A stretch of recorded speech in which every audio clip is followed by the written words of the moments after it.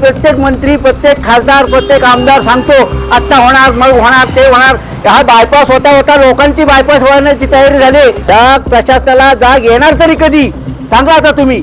रायगड जिल्ह्यातील माणगाव तालुक्यात सलग सुट्टी असल्याने वाहतूक कोंडीला रेकॉर्ड ब्रेक झाल्याचे चित्र पाहायला मिळत आहे. स्थानिक नागरिक तसेच पोलीस प्रशासन यांची वाहतूक कोंडी सोडवताना तारांबळ उडाली आहे. सलग सुट्ट्या असल्याने पर्यटक पर्यटन स्थळी निघालेत.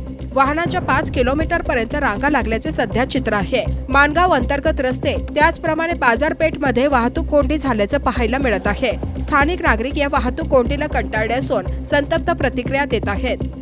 माणगावमध्ये रेकॉर्ड ब्रेक अगदी वाहतूक कोंडी झालेली आहे. याचं लक्ष ना प्रशासन घेत, ना पोलीस प्रशासन, ना नेते मंडळी, ना मंत्री. कधी होणार हा हायवे हा होणार कधी? प्रत्येक मंत्री, प्रत्येक खासदार, प्रत्येक आमदार सांगतो आत्ता होणार, मग होणार, ते होणार. हा बायपास होता होता लोकांची बायपास होण्याची तयारी झाली. त्याच्यामुळे आता ह्या वाहतूक कोंडीला कोण जबाबदार? हे प्रशासन, पोलिसांनी कठोर निर्णय घेऊन कठोर कारवाई करावी या जो ट्रॅफिक बघा, हा कॉलनीचा रस्ता संपूर्ण भरलेला आहे. 5-5 किलोमीटरच्या लाईनी या रस्त्यावरती लागलेल्या आहेत. आणि याच्याकडे लक्ष देणार कोण? ना मंत्री, ना खासदार, ना आमदार, ना कोण. या प्रशासनाला कधी जाग येणार? या प्रशासनाला जाग येणार तरी कधी सांगा आता तुम्ही.